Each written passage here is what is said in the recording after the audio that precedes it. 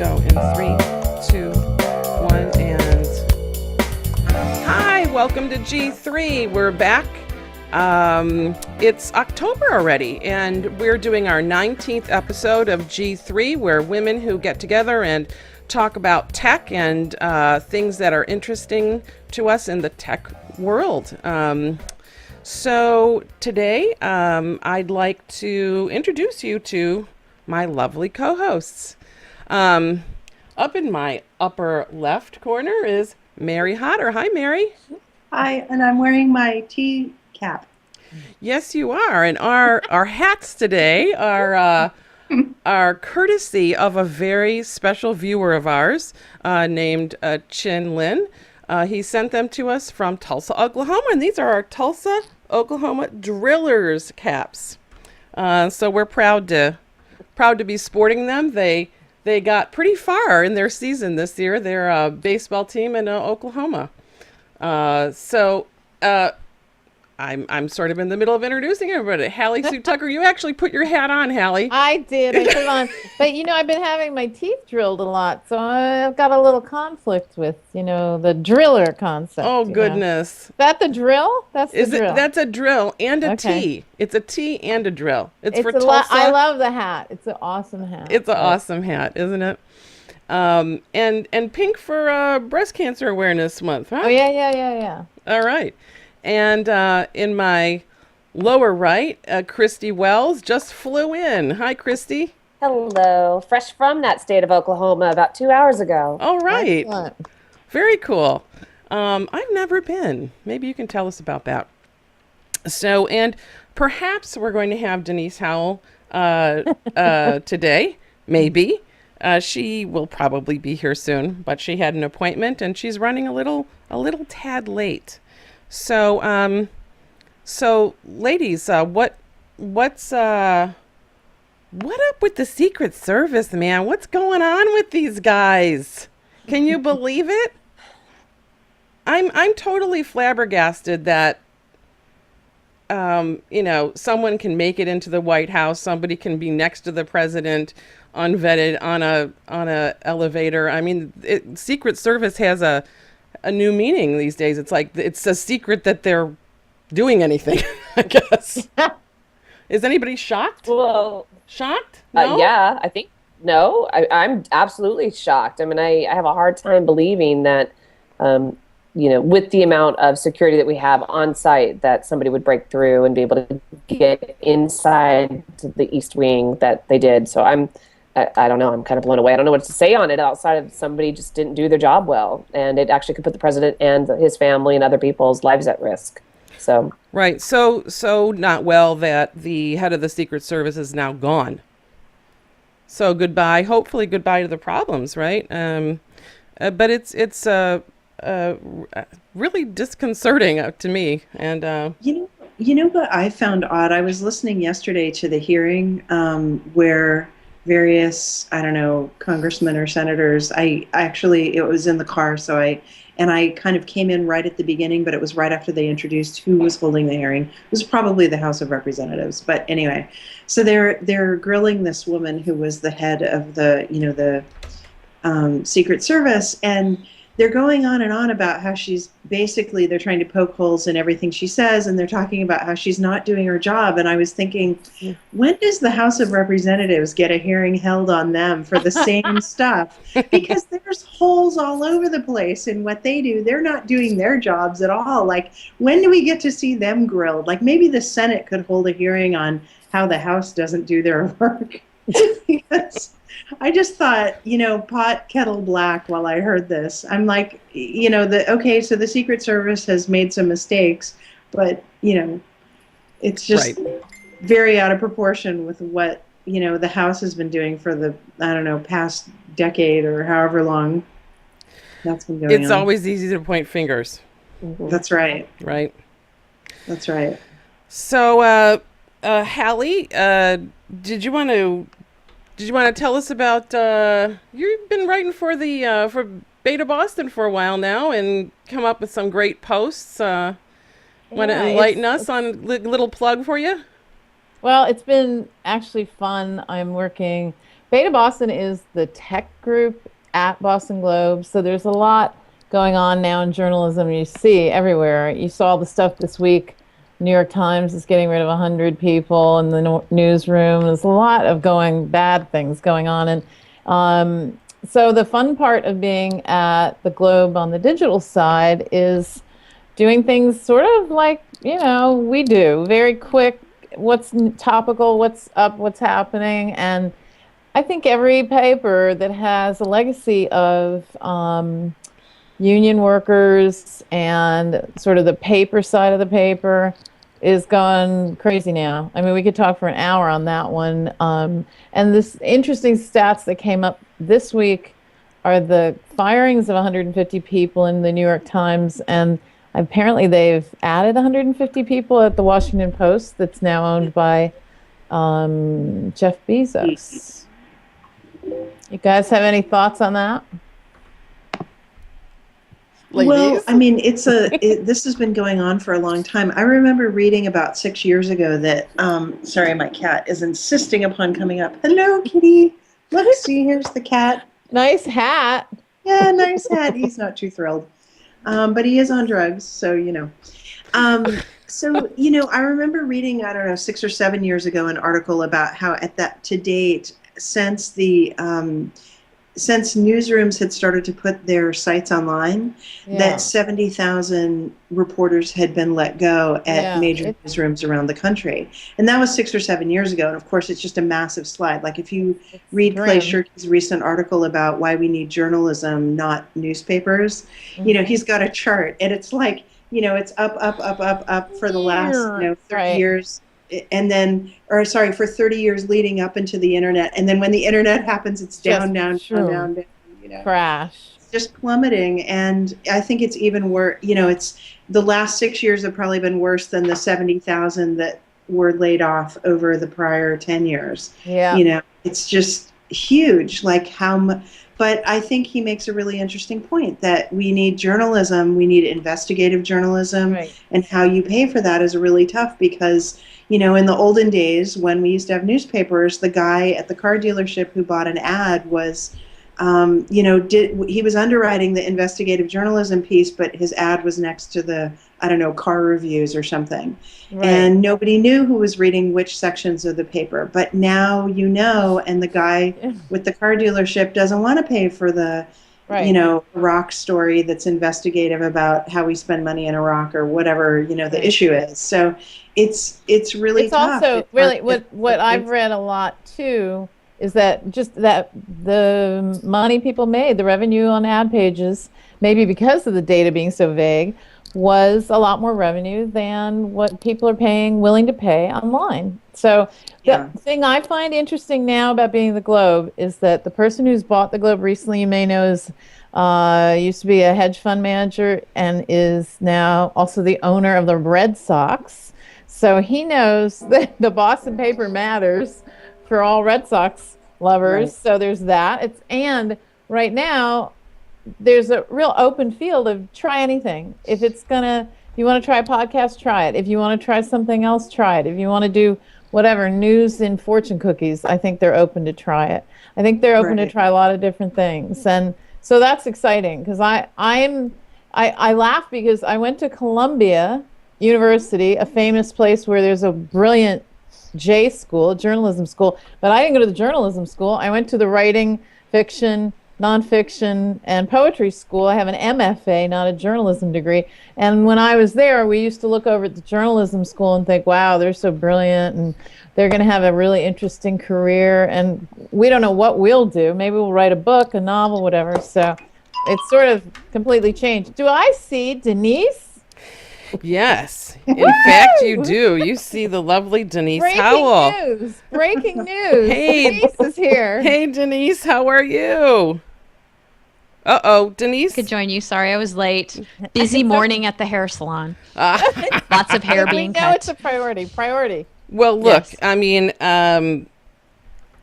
ladies got to do what ladies got to do. I mean, that's just it. I'm not Denise Hall. I got to get that off there, but you got a new hat. You got to have your priorities, right, Denise? That's right. So get your haircut and come on G3 too. All right. that. All right. That's the epitome of juggling a schedule. So Yes, I'm not going to join you in wearing a hat though, because I just got my hair cut. And Yeah. why would you want hat hair right after you just gotten I'm your hair taking cut? my there you hat go. off, hat off. I'll make up for you because I've got lots of hats today. This is my All right, fish good. hat, by the way. You wanna see that? guys are Isn't that cute? That is so cool. very Okay, it's It's one like of a my thrift margarita store hat. finds, of course. Of course, my happiest shopping that I do is definitely at the thrift shop. I just love it.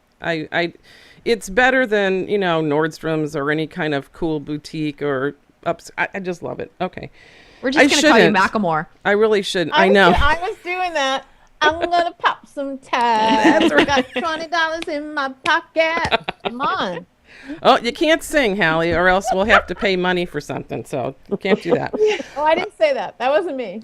Anyway, our other co-host Rebecca, who's not with us today, Yep. has a birthday this week. So I just wanted to say, happy birthday, Rebecca, and we'll see her probably next week, I'm sure. What else is going on, ladies? I'm kind of interested in the eBay. Well, wait a second. Before I get into that, I want to say happy birthday, Rebecca. I did that. I also want to say happy birthday to my cousin, the lovely Maria Seidman, who's the co-founder of a company called YAP, WAPP. Look it up. And happy birthday, Maria. She'll be on our show soon as a guest. And one more thing before we start. Miss Christie, don't you have some cool event coming up that has to do with like graveyards? Because I'd really like to hear about that. You are so funny. Yeah, so Ancestry has a company called Find a Grave where we host millions and millions of cemeteries and graves across the world. And on October 18th, we're doing a community day in which we hope to get volunteers inspired around the world to come together at their local cemetery and see what graves may not be recorded or photographed as of yet, and then get them, photographed and uploaded onto Find a Grave so that say I just came from Oklahoma and I was lucky to be able to have that trip because I actually was able to see some of my own ancestors' graves and take some photos. But if there was never a chance for me to get to Oklahoma, how amazing would it be for there to be volunteers there who could take those photos for me and then be able to share them with anybody else who'd be interested with it, because a lot of times your graves will have additional family history information that you may not know. It could be a date of birth or a death date, or if they were in the service, or actually some of them, and I was lucky to have one that actually listed all of their kids and their partners on their tombstone too. So it was like this amazing family history document for me. So we're doing it October 18th. Tina and I are going to do something here in San Francisco at the Columbarium, which is actually a crematorium, which is spectacular. It looks very cool. Yeah, it's a beautiful building. I've never been here before. I lived a couple blocks down the street from it for 8 years and didn't even know that building existed. So it's kind of fascinating to me. But you don't have to love cemeteries, but if you have a desire to give back to people, this is actually a really good project for folks to do. And all it takes is a camera and an internet connection. Yeah, I've done this. It's fun. I mean, I think it's fun. Some people might think I'm a little. What hat is that? Oh, this is my wine hat. See? I just Oh want my to watch gosh. the show and watch the hats for a while. I don't think I want to even talk. It's too good. Every time a new hat comes on, I'm like, what was another that? one. But I have done the I was using Find a Grave before it was an Ancestry.com product and service, and it's very cool. I've fulfilled some people's requests for grave photographs, and it's gotten easier. The mobile app makes it super easy. Yeah. And I tested it out the last time I was in Charleston. I haven't really had a chance to do that again, but I'm looking forward to it. Christy knows how weird I am about that stuff, so I don't know. You're Maybe weird, it's not I'm so weird. weird. I shouldn't say that. I think it's fun. I think it's fun. Everybody has hobbies and passion projects, and like I can say 10 years ago I never expected to spend my Saturday inside a cemetery, but at the same time it's actually quite fulfilling, if Yeah. you think about it. And I think that if you position it, knowing that you're helping other people maybe extend their family story or find information that's extremely hard for them to get to. Yep. I'm hoping some of my volunteers in Germany are paying attention to this, because there's some graves I'm going to need in some of those cemeteries. So I hope that they show up and can participate in this as well. And honestly, it's kind of good exercise, because what you find if you go to the cemetery, if you're not really well organized, like I wasn't, I was like traversing across like a huge cemetery, like back and forth and back and forth. Yeah. You can get your exercise on there. Well, this Anyway. is- Christy, how does it work technologically? Is there GPS involved There is. that shows you where the grave is? Well, I wish in some places there are, and I think this is one of the things that we have such amazing potential with technology that we can do so much work around it, is that a lot of the cemeteries still keep the logs of who's actually buried on index cards inside their office. Some have actually gone so far as to uploading them online, and so you can actually at least see that, say, my grandfather's buried in the Santa Cruz Cemetery, or my great-great-grandfather's buried in this Oklahoma cemetery, which is great, but some of them don't have exactly where they are, and so that's where the GPS is coming out. And so in the Find a Grave mobile app, it actually has a marker that you can put to say this is right where it is. You can log it, so it makes it easy for anybody else to find. And you can also note if there's no tombstone, which a lot of these older ones, we found, probably 7 or 8 spaces that didn't have any markers at all, but Yeah. there was 2 family members around them, so we just assumed that those other family members had to be in that area. They just didn't have markers associated with them anymore. So it's still nice to be able to put a pin down, plot it, and make a note, so that other people come after us would know as well. But I Well, think that's can where I add innovation one is thing? helpful. Go ahead, Hallie. What was that? My sister, who is all into this, just sent me a message saying this is an invaluable resource. Yay! Woo! As you speak, somebody's getting all excited. And in fact, my mom is originally from Oklahoma, but Oh, So- yay. They're good people. I did a post the other day just quickly just saying extreme hospitality, and my dad, my grandparents are all from the Midwest, and I just forget how amazing those people are. And I say those people just to qualify them in the Midwest. But Oklahoma, Kansas, everybody shout out, because you guys took really good care of me and are just incredibly loving and sweet. So thank you. And it's always Wow. nice to meet new family members. It's Yeah. a cool thing, and Ancestry, kind of makes some of that easier these days. So exciting. All right. Well, So we have to are talk we done about with plugs? that thing called Hello, is You it know, me that- you're looking for? Hello. Hey, we talked You about wanna- you- ePay and PayPal. Okay, We- ePay and PayPal. Very I'm about that good. confused. Hallie, about you the wanna whole you wanna thing. introduce us to the topic? What? Yeah, no. No. Okay. Oh. Who would? Denise, ask Denise. She's smart. She'll know. I'm kind of confused about the whole thing. You're kind of confused about the whole thing. Mm-hmm. All right. Anybody else feels like they want to dig into what's happened? Or I will. I don't know many of the details or much about it, but I always thought it was kind of weird when PayPal got bolted onto eBay. So it makes more sense to me that it's going to split off and be more of what it's supposed to be, a mobile payment system that is not tied to a particular e-commerce site. Well, I think there's been a lot of articles written about it in the last couple of days, or a day, I should say. And I think it's interesting because when the acquisition of PayPal happened years and years ago by eBay, it actually made sense because so much of PayPal's business was eBay. I think it was like 50% back then of PayPal's business was actually merchandise sold through eBay. And over the last couple of years, you've seen that dynamic shift where I think it's 30 or 40% of their business, and somebody wrote in the expected 3 years or so, it'll only be 15% of PayPal's business will actually be eBay. And so as you start to see more competitors come on the market, whether it be Square or Apple Pay or any of these others, it does start to look like if you're PayPal, you absolutely have to break yourself away from that commerce site so that you can continue to innovate and also set up more partnerships that actually might be in competitive spaces to an eBay. But you need that in order to grow. So I think it's actually interesting. You know, the CEO was against it at the top of the year. That was one of the things I read up, that he was really adamant about keeping PayPal and eBay together. And the board has since changed their mind over the last couple of months. And I actually think it's smart. And I think it's what what PayPal has to do if they actually want to remain a competitor in this space of mobile commerce. And what about the timing of this? Well, you mean that Apple Pay just released last week or last month? And yeah, I think that definitely has something to do with it. I would think so. So my question is, do you think it's too late? Do you think it's too late to, I mean, they're going to be behind, a year or two in innovating and coming out with a serious product. Apple is launching in a matter of weeks. Yeah. They actually sped that up. It seems like it was going to launch somewhere in the beginning of the year, and now we're hearing October 20th.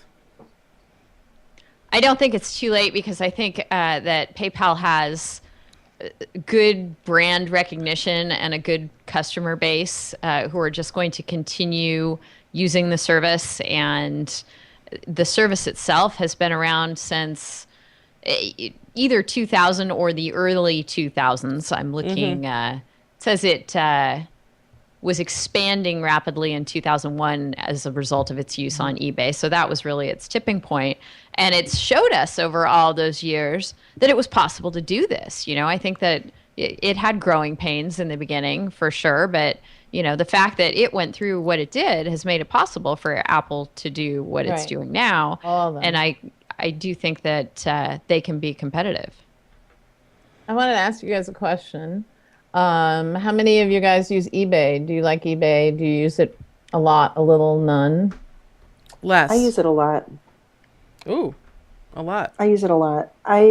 There's the thing that I like about it, and it's actually a really hokey old school feature, is that you can save your searches. For a while they tried to make it follow searches, and I'm like, who follows a search? Like you save a search and then they email you the results every day, which is a really nice feature. So if somebody posts something that's obscure that you're looking for, so I have these obscure searches Like for what? things. In fact, well, I actually I bought do something too. last week. I have a pots and pans collection of early 70s Le Creuset with this kind of, they call it, what do they call it? Like a sun gold yellow or something. It's something that they no longer make.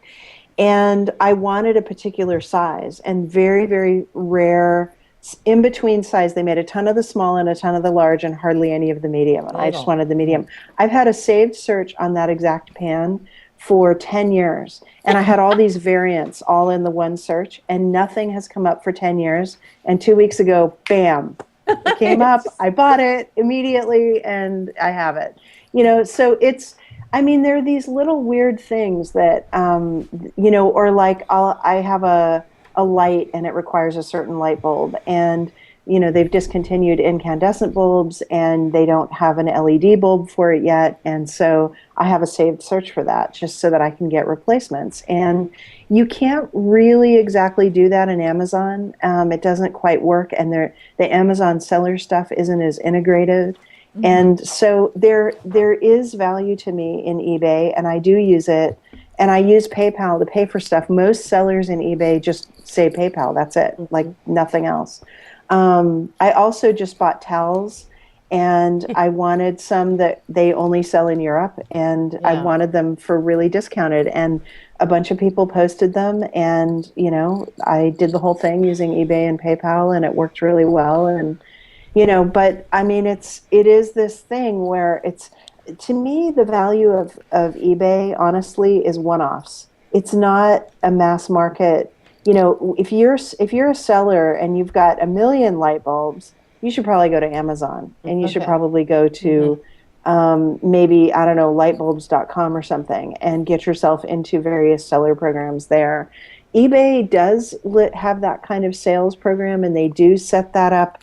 They do try to really market themselves that way, but frankly, I don't think what I see is the mass sellers sell at much higher prices than at Amazon, and the shipping is higher, and also it's not consistent shipping. Right. So it's a total one-off in the shipping department where yes, they've integrated with USPS, and that works really well if people use it, but every single seller ships, the packing is different.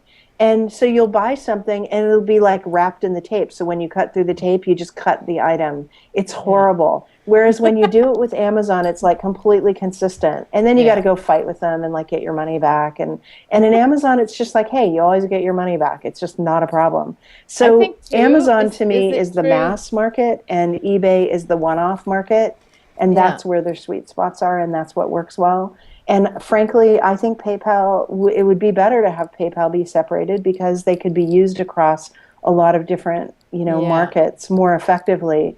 But honestly, I think their features are a little behind it. I'm kind of looking forward to seeing what Amazon, what Apple comes up with.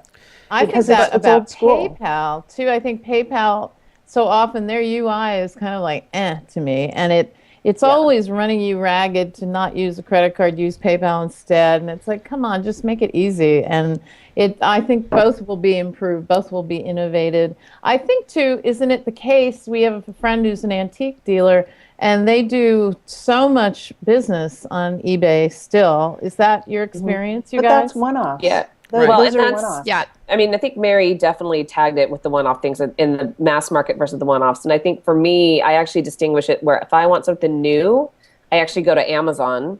Okay. And if I want to buy something used or vintage, antique, I go to eBay. And I actually, I sell a lot of our old electronics and other things on eBay too. If it's a local thing, like if it's big furniture and stuff like this, I just go through Craigslist or I donate it. Right. But a lot of our electronics and our used gadgets, I almost like monthly am on eBay trying to sell something off, which is great. And it's a good marketplace for that. And but it is funny that's how I distinguish it. If I want new, I go to Amazon, and vintage, I go to eBay. That's cool. And the biggest pain though with selling something on eBay is what?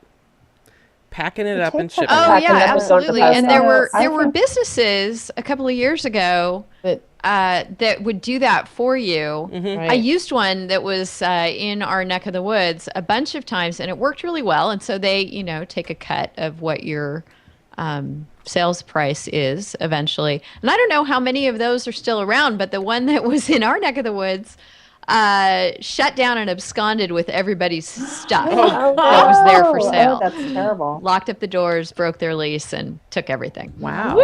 So, yeah. Wow. Yeah, we used to have one around here locally, and I noticed a while ago that they were gone. And I think, they weren't making any money. Yeah. Yeah. But it was who really wants to go convenient. through the trouble of selling on eBay if you're not going to make that your business? If you just have a printer you need to get rid of or whatever. Yeah. Right. So I just wanted to show you this. I agree, because this is what I'm always looking for. That looks old. That looks vintage. These are the Friday magazines that I collect. This one's from 1941. Wow. 1940. I think, except for one issue, I have every. Oh, that's a scoop. That's the next magazine that they did after that. These are published by Steve's father. Wow. Oh, did I show that? Did I show that? I didn't show it with. I was supposed to be holding up. There we go. I thought it was on the other shot. So here you can get an idea of what this. How many years did they publish those, Tina? About 2. It was a very left wing. If anybody local wants to come see them, I'm happy to share. Very interesting stuff. It was actually, and there you can see an old picture of Steve's dad right there. Oh, cool. It was actually a mixture of politics and Hollywood. Not the ones I'm showing you here, but sometimes you'd see like Carmen Miranda on the cover, or Cool. Rita Hayworth, fantastic. or Hitler. It's just like you never know what you're going to get. Kind of a little bit like Life that way. A really, really interesting magazine. Do you have all the issues, or are there specific issues you're missing? I'm missing one. Wow. I'm missing So do you one. have a saved search in eBay for that? I do. Perfect. Not There for you go. not for the particular issue. I think I have a search for just Friday magazines in general, because I buy multiple copies of the magazine, so I can develop two. I wanted to give both my daughters a group of magazines, so Nice. I'm still working on that. But So the problem for me, the biggest hassle with eBay, if you're going to sell anything, is the one-off nature of it. Means that you have to really clearly describe and really clearly photograph everything about the item. And it's funny. There are, I would say, got a most of the cat on people, her. like 80% of the people that you deal with on eBay, are really pretty cool. As sellers, they accurately describe and photograph, and as buyers, they're pretty nice. I don't sell that much stuff, but like Christy, it's like, I have a pair of boots over here that I'm not going to wear again, and I want to sell them because it's a pretty high-end brand, and whatever. So I'm like, all right, I'll just sell it on eBay. But every time I look at those boots, I think, oh my God, that's like a half an hour. yeah, And the shipping is actually pretty easy because I save boxes that I receive stuff in eBay. And then sorry about the cone, the cat's, very interested. My little kitty catty, look at his little ear. Earlier when Tina was talking, he was fascinated with your hat, your fish hat, Tina. He was like paying rapt attention to that. But now I don't know that he would be into the current hat. Anyway, so not a rustic I cat. want to tell you about a but the blog problem post is about that eBay. If you sell something, they actually allow you to. They've integrated it really well. You go straight to PayPal. You pay for the shipping. You tell them the weight and the dimensions. You throw it in a box, and you send it. My issue is, as a buyer, is that you're getting, everyone's random packaging. Yeah. It's not properly, things are not properly packaged, and all the time I get, I mean, I guess not all the time. I don't buy that much stuff, but I buy these one-off items, and I bought something that was cast iron, and somebody literally just put it in, a cardboard box with no flimsy packing box. at all. Yeah. And of Bad course, it was all cracked to shreds. It was Oh. really terrible. Yeah. So yeah, I mean, I have to tell you a story. that's the It's issue. like this. So I read a blog post about this newlywed couple, and the wife was obsessed with eBay and kept buying all these things, and her husband's like, "This is driving me crazy." And so and there was this one dining room table she saw that is like, she was fascinated by it. She decided to throw a party, and she would serve everybody on this table, and she sent away for this table, and it came, and it was like a doll-sized table. It was, oh my God. and she had like Because invited a lot of people over, and he's like, let's Oh my God. just set the table and have the party. horrifying. And they all stood around this tiny table. So this is my problem with everything online. I remember when they first put food online. One time I ordered what I thought was a dozen hot dogs. It was 12 packages of a dozen hot dogs. And I wanted one bunch, please, of bananas, and they sent me one banana. And I was like, what happened? When I looked at the order, it wasn't good. Well, this is buyer beware, I said, right? no, I didn't say that. Anyway, go ahead. But I think this is the interesting thing about services like eBay and the shipping and like the cast iron pan and the box. I mean, that common sense has to come into play here a little bit too, right? But I think the thing that's interesting is we're dealing with services that have a good online reputation calculator. And so for me, I'm sorry for the new folks coming online, but I've been on eBay for 10 plus years, and for me, I just think that I always look at what the buyer's selling is to make sure that before I hit purchase, that they've actually gotten good remarks back on the products that they've sold and the shipping and how fast and if there's been any issues. And I think that that's the power of that platform too, where I actually don't pay much attention to Amazon reviews, for better or for worse. I don't know why. So I don't know, but it could just be how I use that too. If I'm buying new on Amazon, maybe I'm not as worried about the reviews because I've already done my own research. But I guess I'm just I not always making read sense. the I might be jet ratings. lagged a little bit, but Does anyone think it's going to hurt eBay to not have this tight integration with PayPal? No. Or does anyone think eBay's going to, for a second, change the tight I don't. integration, even though they're spinning off the company? That's the I interesting suspect that thing. they'll It keep it. opens eBay up to use any payment system, and I doubt that they will. Don't you think there'll still be some allegiance? You know what's funny? If you ever get search results that are from foreign eBay sites, so UK or other sites in Europe, Northern Africa, Australia, that sort of thing, Canada, all the other countries actually have a lot of payment options. It's only the U.S. Ah, where we're required to use PayPal, mhm. and they really push sellers into just taking PayPal, and because you could, in theory, have someone stop by your house, pick it up, and write you Right, a check or something, or give you right. cash.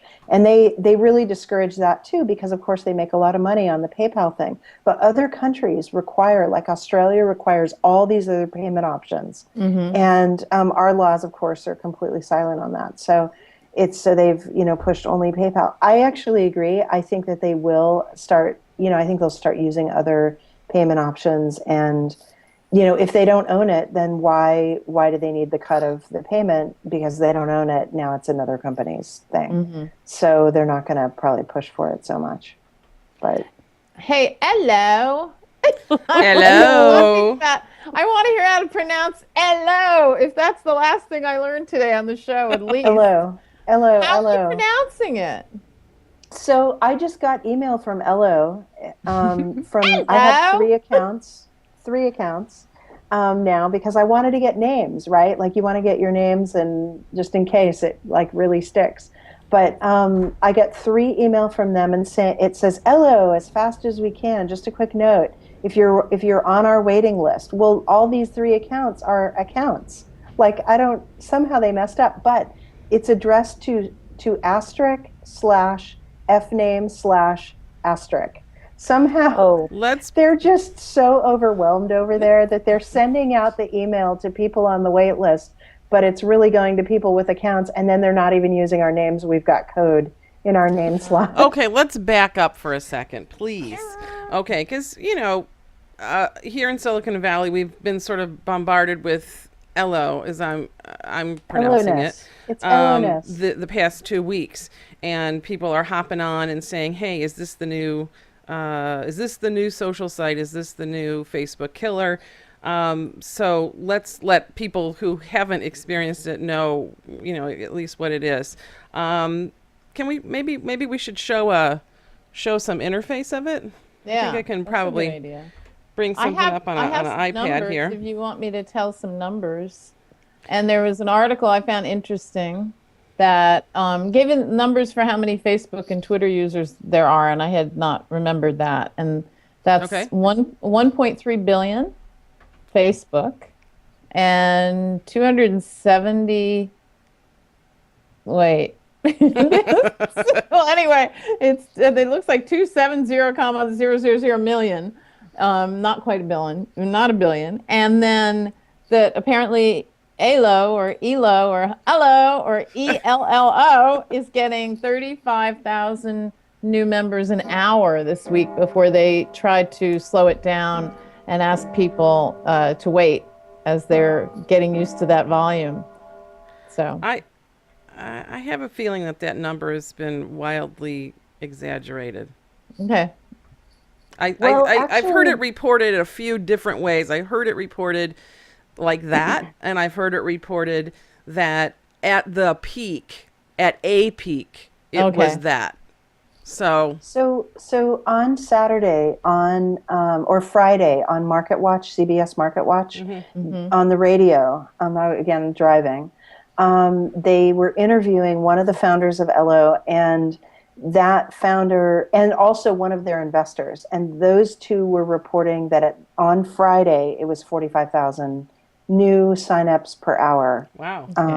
from invites that other users had sent.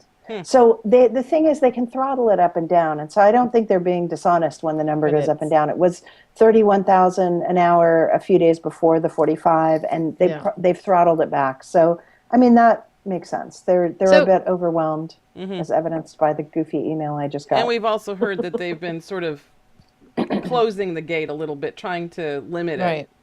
Right. Yeah. Mary, is all the appeal the fact that you're not being advertised to? Is that what think, this is yeah, all there's about? two What, things. why It's- is there this frenzy?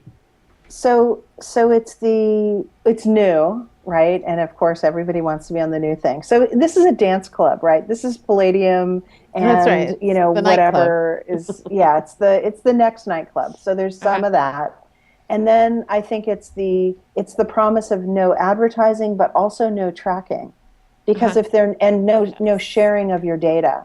So it's all the parts that bother people about the advertising paradigm, right? That Right. it's not just, oh, we're not going to get any ads, because you can use ad blocker and use Facebook and you won't see any ads. That's fine. But and I do that and I don't see any ads. So it's not just that. It's where's your personal data going, and are they tracking you and trying to match you around, or giving that data out to other advertising sites that would then match the data from you from across many sites. Right. So I think So- that's the value. But well, ask a question. I have one other thing that I want to mention, but anyway, go Yeah, ahead. no, I've been racking my brain the last couple of days as this has been happening to remember the name of the social network that was Diaspora. started by a couple of kids from, I think it was Brooklyn Law School. That was the same kind of promise. You know, we're not going to track you. We're not going to advertise to you. We're going to be the alternative to Facebook that should be. And it got a little traction, but it was nothing like this. Do you remember what it was called? When I was don't Diaspora, recall right? the name. What was it called? Diaspora? Diaspora. That was it. Oh, Yep. diaspora. Yeah. Diaspora, sorry, diaspora. Yeah. either one? What? That And you guys It all remember works. it. Thanks for playing, Christy. Well, You know, diaspora it's a actually .com, thought so about it. they're going to probably drop all the vowels and call it pronounce it differently. Diaspora did get a lot of traction, but the thing is, they did two things. One is they did a Kickstarter, and I think they got around 900,000. And then they took some additional money. In fact, Mark Zuckerberg gave them, I think, $200,000 or 250. But Right. the thing is that they did not keep up with, you know, the invites. You sort of have to, once you get a little traction, and they did go through a real growth spurt. They did not get that. They didn't keep up with it. They kept throttling it down to the point where no one could get on, and then I think people just lost interest, because the early adopters need their friends to be able to come in so that something can happen, right? I'm on Ello, and I'm seeing all this discussion. Of course, it's the rule of all new social products online that when the early adopters get there, what do? They spend all their time on the site talking about the site and the features and what's valuable and what's not working and how is it going to last and all that stuff. So that's a lot of the discussions are about that right now. But the other value that I think exists on a centralized system versus something that's decentralized, because IndieWeb has tried to make Twitter and Facebook kind of clones that were decentralized. The problem is, if you make your own, let's say you have a personal cloud and you start publishing your own status updates and photos and videos and whatever, is that it's crickets. Like, you can't see the interaction with other people. And attention, remember Steve Gilmore, the Attention Trust? So the Attention Trust focused on our attention that we would give to sites that they could then monetize with advertising and also selling the data, right? But there's the other attention coming back to us. And right now, centralized sites still offer that. And that, I think, is also the attraction. Ello has a function that the other sites don't have. And actually, Scoble just did a spreadsheet of the, crossing all the functions and whatnot. But one function Ello has that none of the other social network sites have right now is how many people saw your post. So if you see that 100 people saw it, that has value, even though they don't have a like button or a plus button like Google Plus, or they don't have, they have comments, but, so you can see the comments too, you can see that number. But the fact that you can see how many people looked at it is actually really cool. And it's that centralizing, it's the attention in the other direction. Who saw me? They're aggregating my fame stat, right? And that's, to me, the value of centralized social network right now. But that could change, and so this could move again.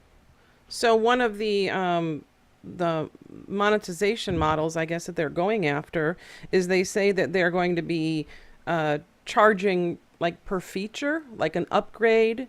You can sort of upgrade to this cool new feature for whatever. And there was I think there was even something going around. There was something leaked that this feature is going to cost 10 cents. This feature is going to cost 50 cents.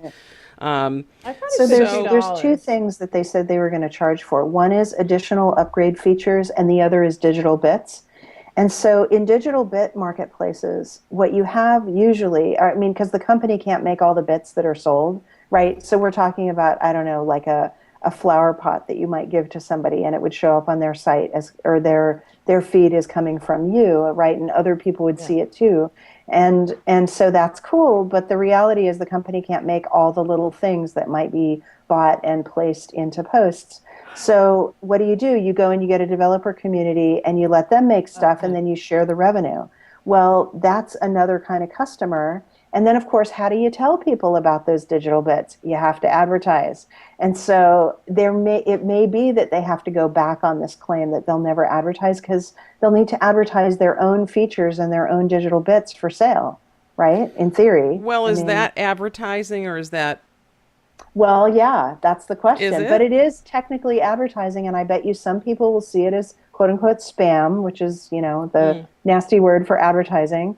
And then will they write up posts and say, "Oh, it's ruined. Ello is bad. They went back on their promise." The purists. I don't know. I'm just throwing it out there that that the I promise had of one more ads- question I heard too, and is this true? What have you heard? That it did come out of the fact that there were a lot of people that were, LGBT people on Facebook that had to reveal their anonymous status. Yes. So this was a place that came out of that thinking, and that it's a place where it was very much influenced by a lot of designers. I know the founder is Paul. It's Budnitz, Butnitz, and he's a bike freak too, and he's a bike designer, I think, and he's out of Boulder. So a lot of the people were designy people. And it's true, if you look at Facebook, the design is really just like trashy now. It's just a trashy mess. So this very, very blank, simple UI is interesting. And Denise, had you heard anything about that? Like what's the legality about anonymous or not anonymous? Why were they doing that? What happened there? Are you talking about Facebook and saying, other sites requiring people to use their real names? Yeah. No, I don't think that there's any legal requirement that compels one business model or another. Sites like Google Plus and Facebook have made some decisions over over their evolution that it was easier and desirable for them for various reasons to have people use their real names. And of course, they've taken tons of blowback and pain for that themselves, and their users have had pain over that. So, but no, it's not a legal requirement. But I think they actually changed it yesterday. It comes down. I think it comes down to your digital identity and the reputation. And Denise just hit on it too, is that Facebook and Google want to know who you are because they want to learn more about you as a person, right? And be able to sell you ads and things like this too. And I think the thing that's really interesting now is Google, who has spent the last couple of years trying to tie all of your identities together, is now actually splitting some of it apart. So if you start to see new users who sign up don't actually have to link every single Google account together, Google Plus, Gmail, all of that, which has been so hard and actually drives me nuts because I have multiple Gmail accounts and it always screws up anytime I try to log into something and try to bounce back and forth. Yeah. So I think it's been a stance for the last couple of years to really just push for that authenticity and that transparency, and that there's no anonymous person on the web. And I just think that there has to be some anonymity as well. Control. Or pseudonymity. Yeah. Or pseudonymity. What changed yesterday, Mary? Right. So yesterday, Facebook announced that they are backing off on the drag queen issue, right? They're going to allow them to show their pseudonymous names and not require that they show their real name. So I think the thing is that it hasn't come out yet, like how that feature is going to work. But, they allow, for example, Lady Gaga to be Lady Gaga. They only allowed the hyper, hyper, hyper famous people to have that feature. And it sounds like they're going to allow that for people who have maybe a lower level of fame. Maybe it'll be just people who ask. Maybe it's people who can show a consistent pseudonymous, handle that they've used online that's trackable in some way. But we don't yet have the implementation to be able to check. But they announced yesterday that they were backing off and that they were going to do they were going to allow non super famous people to use a pseudonym. But the other thing is that, I've been working on personal data control and privacy issues for a long time, and I'm part of the IDESG, which is the working group for NSTIC, NSTIC being the national, it's an identity standard that the U.S. government would use for allowing logins. I think initially it'll just be like pay your taxes or check your Social Security account or something. But the promise is that if identities are provable and they can be trusted, right? It's the national, I think it's some identity and trust in cyberspace, NSTIC kind of, national standard for identity and trust in cyberspace.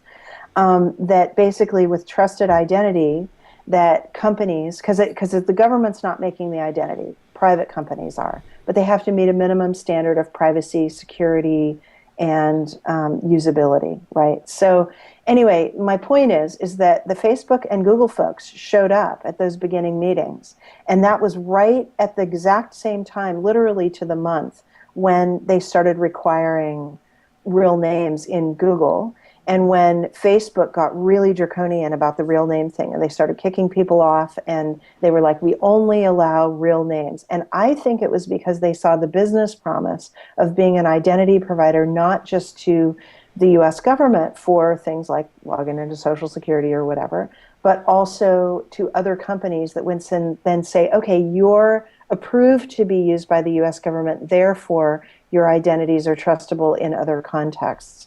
And basically what's been happening in IDESG is that we're working on a level of pseudonymity. And so as that advances, then it becomes more possible for companies like Facebook and Google, if they eventually decide to be identity providers for government and other features and functions, that they could allow pseudonymous identity to also come through.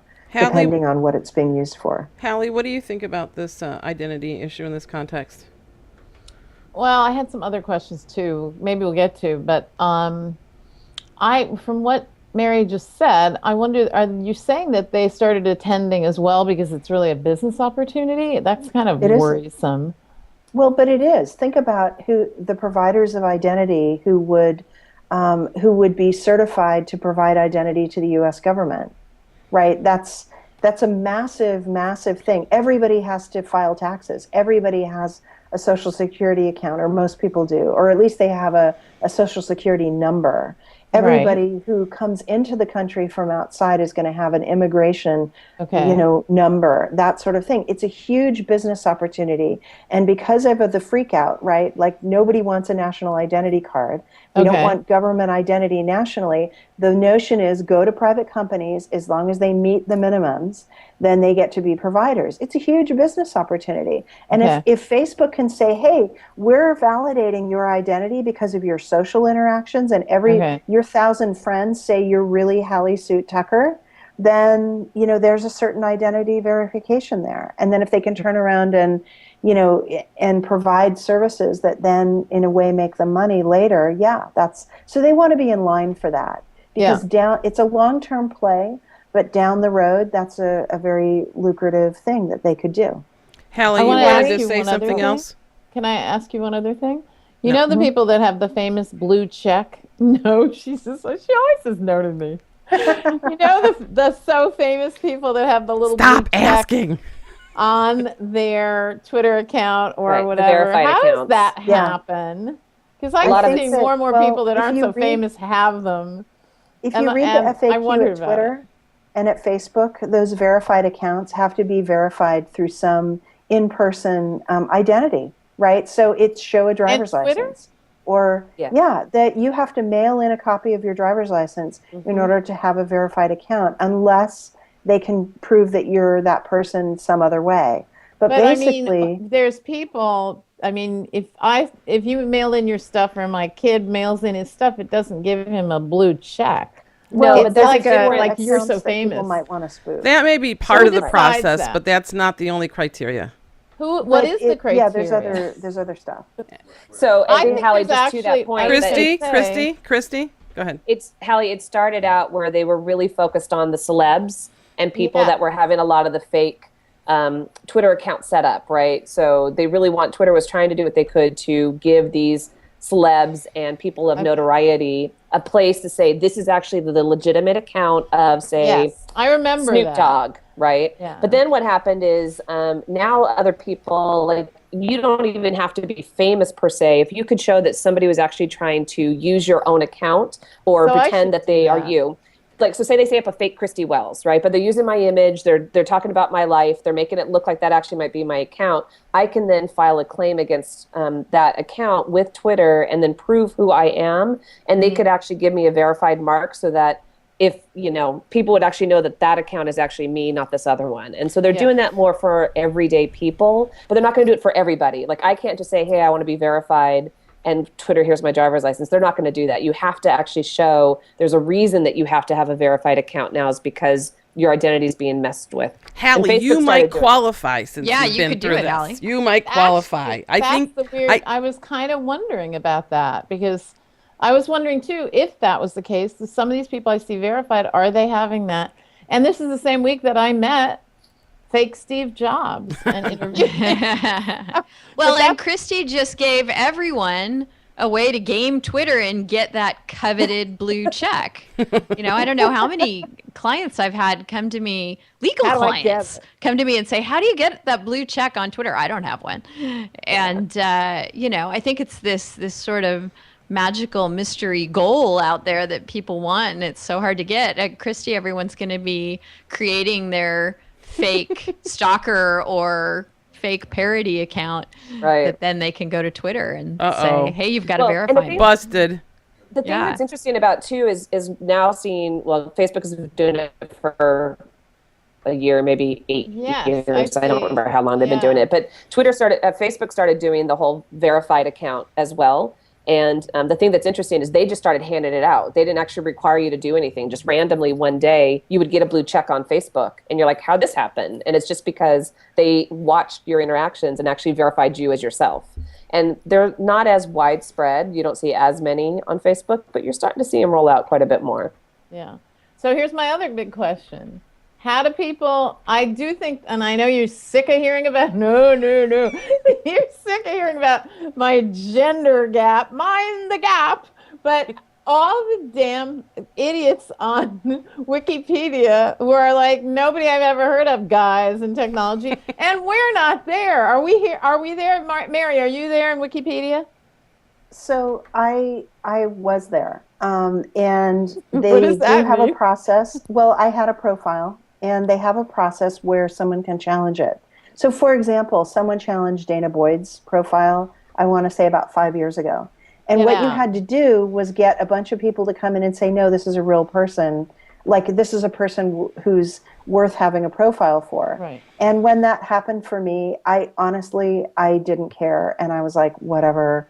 I really don't care. I mean, I actually think that all this kind of, micro internet fame crap is crap. And so I'm really not interested. And so when it happened, so now all of the citations that go to me have those little brackets around them, and they're just red because there's no, they removed the page. You can go back to the old page. But here's the thing. What they want to see with a person is a bunch of real media citations. Well, I have them in spades. I mean, I've got hundreds of real media citations, but you're not supposed to go and edit your own account. And I didn't get someone else to go and edit it and put in all the citations, because we could put in 50 citations and whatever, I'd be all over, I'd be linked from all over, and that would be Come on, Mary, let's get you in there. Come on. All right. Well, if you want to make me a profile, I'll give you all the links, you can do that. But the process has always been a little weird, right? I mean, because there'll be a page, and then there'll be, problems with it. There'll be inaccuracies, and then you have to, if you're that person or you're part of that company or whatever, you have to reach out to have someone else Yes. do it. In fact, I'm the editor for about 10 people. I'm the editor for about 10 people. Okay. Yeah. Most of them are men. And they come to me because they know I know wikis, and I know the syntax, and I know how to do all the stuff, and I know how to make it so that it doesn't get backed out by Wikipedia, because they're Nazis over there. Oh my God! I just Godwin's law. Now we definitely are going to put you on. Well, Anyway, that wow, that will Godwin's Law just definitely happened so fast. that will definitely turn into one of our highlight clips. Sorry. Anyway, so the bottom line is that I know how to do it, but you can't edit your own stuff, so I don't edit my own stuff. So I do. There are pages about my projects in there, and there are references to me, but I just don't. I don't know. I mean, I feel like all this is really annoying in a way. I get that this is the way that everyone online functions, that in order to, you have to have online credibility and online stuff. And I have online credibility. We have these complaints that women aren't invited to speak at conferences, and women aren't I get as well invited all known or the given time. opportunities. I've spoken at 10 conferences in the last 2 weeks. Like, I don't need a Wikipedia page. Well, and that's just it. I mean, we're relying on these outside sources when honestly you can you have the tools to build your own online reputation, whether that be a personal blog or if you choose to do it through the social networks. I mean, I know Tony Conrad was doing it with the About Me page, which it was all the rage a little while ago, that we thought that was going to be our reputational go-to section or whatever. That wasn't a real sentence. I'm definitely having issues this morning. It's really okay. We got it though. I want you to make that a book or two. But I think that just, I mean, if you want to get your name out, I mean, the best way to do it is to have your own website and contribute to it regularly. And, if you can get best posts or guest posts on other networks. One of those I'm done. I think I call foul. I'm over. We understand the Oklahoma good. language. It's all good. I can't get out a sentence without flubbing it up, so don't worry about it. It's okay. That's the way we roll. Hallie, that's what I'm saying. Contribute to that daily. So Tina is wearing her Dean Martin hat. Oh my God! I love it. Cool. Love it. I love it. Dean Martin. Yeah, that's a good Sing look. for us, baby. I got the hats. Really? Yeah. We got to sing. This group is just so ready to sing, I think. Well, guess what? I think we've gotten to our hour mark or past. no I don't good. know. I don't know exactly when we started because we were supposed to start and then we had a little delay. But we're getting close there. So maybe we should think about wrapping up. What else do we, yeah. I want to share one other Thumbs thing. up. What was that, Mary? I said I want to share one other thing. Please do. I want to tell people about, and I'll post it on our G3 Facebook page. Sarah Schacht, who has done a lot of stuff around health data online about restaurants, ratings, and whatnot, has just done a spreadsheet and then an article in Medium about how the breast cancer awareness products, all the stuff with the pink ribbons, that they're actually quite hazardous to our health. They cause cancer, many of them, and they also are hormone disruptors, which, hello, breast cancer, big problem. Anyway, I think it's a fantastic article, and it makes a really good point. She spent about $850, pulled all these products off the shelf, and checked the ingredients at the Environmental Working Group's Skin Deep site. And so she's made it really easy for you to go and see what's safe and what's not. And so I'll throw it up there. I think she makes a fantastic point that there's no standard for who can stick a pink thing on a product and say, oh, this is for breast cancer survivors. They even name the products like Survivor lip gloss. And then that's one of the worst products out there. It's like got lead in it or something. Wow. And Maybe so, if you use it and you survive, this is the test.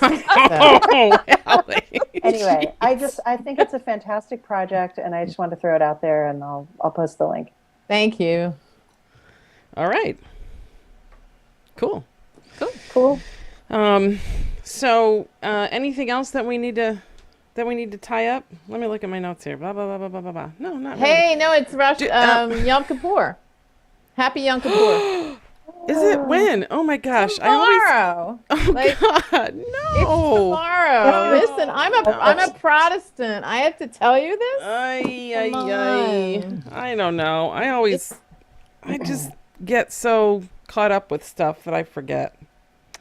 It's just bad, totally I'll a bad send you a link excuse. to the So Huffington bad. Post article, An Introduction to the Jewish Day of Atonement with dates, Thank prayers, you. customs, and history. Thank How you. about that? Thank you. I've only been doing this like forever, so.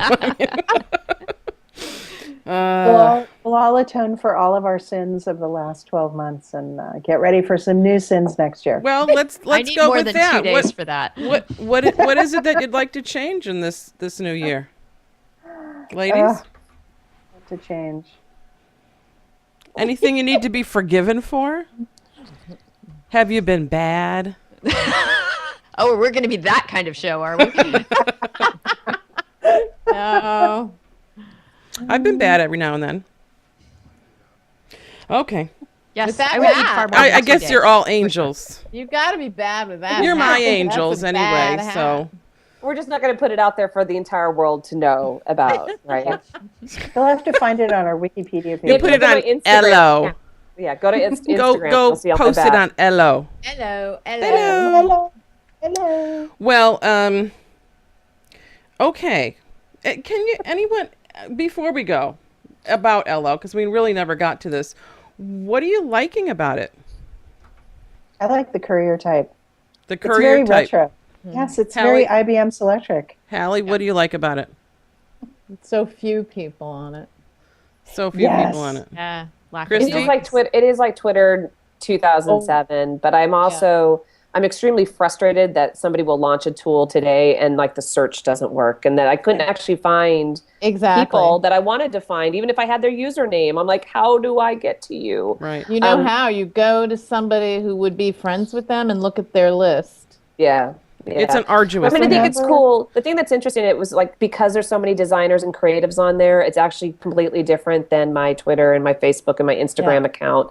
And so I thought that was actually the interesting part of it, was being immediately exposed to a different group of people. Yeah. So I was seeing new things, but I'm also like, God, this kind of feels like Instagram for me right now. Like I could just go, if it's a visual thing, because most of the stuff what I'm seeing are photos. It's not text. It's a lot of just photos. It looks like Tumblr to me. Instagram meets. Are you on Tumblr? Meets Tumblr meets Yeah. G plus. Well, Denise, it's extremely non-noisy for me because I'm not on it. there you so. go. The noise level's very, very low. Very but low. I can appreciate the courier type because I visited the site and I can see it there. I think it's interesting. really I just cute. Well, sorry. we'll see by next time whether Denise has hopped on it or not. Yeah. Well, someone has to send me an invitation, right? Oh, well, that's Well, and easy. they just I've got shut an extra one. invitations. I know, but they just closed invitations. So the thing is that they've locked that feature. As soon as it reopens, one of us can send you an invite. Thank you Yeah. much. Okay. Then it'll get noisy. I just think it's hard to be excited about it right now because it's so new and there isn't a lot of folks on there. But I think I applaud them for their mission. I do wonder, can they actually fulfill it or stand by it long term? And honestly, it's tough to actually put time and attention into a brand new network right now. So I did it. My whole thing was I went and locked down my username because that was really important to me, and I actually haven't been back in a week. Yeah. Yeah. It's Okay. All right. there will be there'll be a honeymoon and then there'll be a period of adjustment Yeah. in this marriage. There always is after a honeymoon. Remember Twitter, right? We joined and then nobody was there for 6 months. Like there was a lot of activity in July 2006. And I mean, I posted that we were launching my company. Like, you know, I mean, there was and I got a whole bunch of people like retweeting it. And then, you know, or it wasn't called retweeting then. It was just, you know, doing whatever with it. But cut and pasting Talking about it. But the thing is then by January, there was more activity. And then it still went on for another year or so till they hit 1 million users. And when they were falling over every 5 minutes, right? And then they finally got a new IT crew and like got it together and they weren't falling over so much. And, you know, so Ello's got a lot of room to make mistakes, I think, when you compare them to Twitter And Facebook is the only one that, in my view, never really fell over. I've never had a problem It's true. ever. But No you know, fail whale. I know the guy who did their original architecture and I talked with him about hiring him at one point when he thought Facebook wasn't going to succeed. It was kind of a funny conversation to remember now.